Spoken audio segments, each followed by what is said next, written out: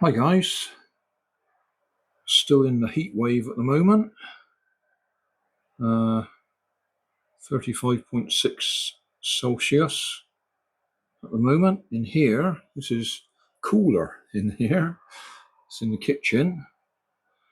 I've been looking for fans to blow the hot air around.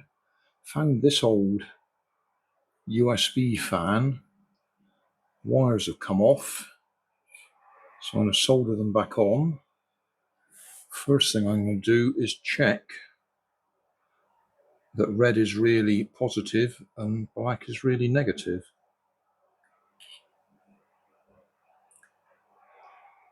Because although they should be like that, you can't trust them.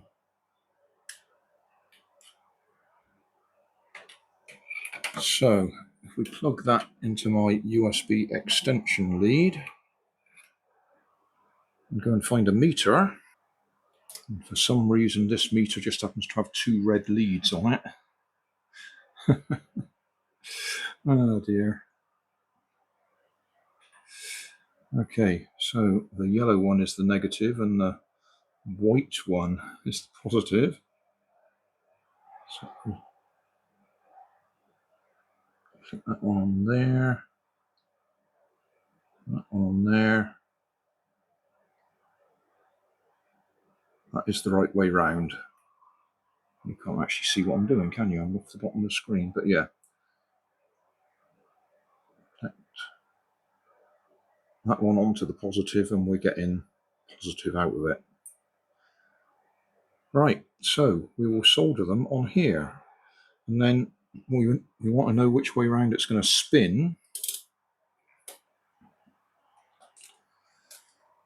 Because we want it to blow air at us. So I've got 3 AA batteries there.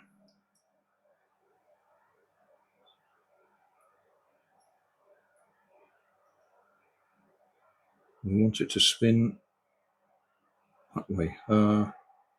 Yeah, that way, which is clockwise. Okay, so we want negative on the right as I'm looking at it.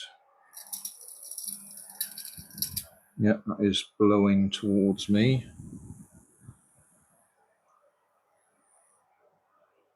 So negative on the right.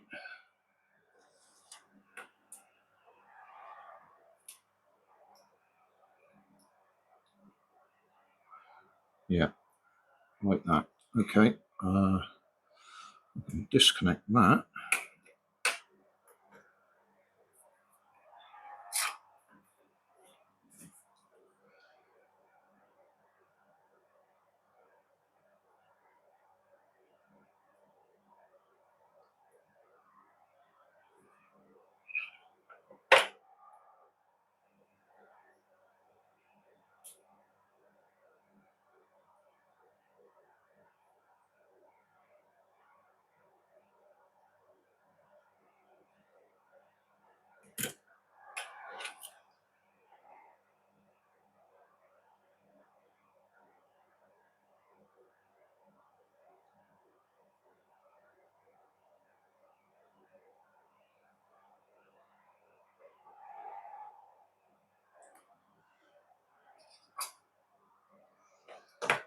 So it's just...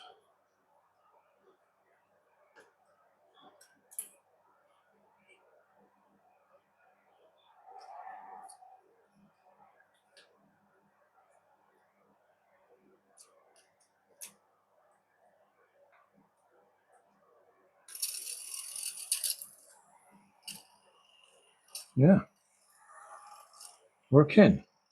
It's rubbish, but it's, I suppose, better than nothing at all. So that's one more working fan. These would have been £1 in Poundland years ago. I guess while we're on that subject, these are the more modern ones. That one's actually died. That one works. And that one actually gives quite a good breeze for sitting next to you on your computer or whatever. Some people warn you not to plug them into your computer because there's no protection or anything on there. It's just wired directly onto the back of the motor. So you could cause a problem with your computer if you plug it in the USB. I plug it into a wall wart, as the Americans like to call them, onto a USB power socket. Say this one is intermittent.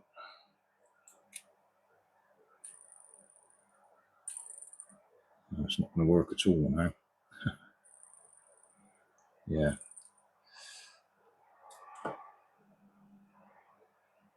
It's all sort of rubberized, sealed in place. I have taken one of these apart before, but unless you happen to have exactly the right motor to replace it with, you're not going to do anything.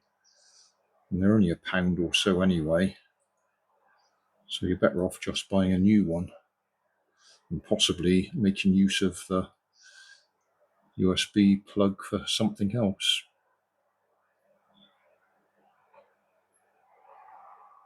Yeah, not worth repairing. So thanks for watching. Don't forget to like and subscribe.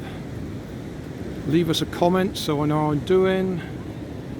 And somewhere up here there'll be some links to related playlists. Thanks again.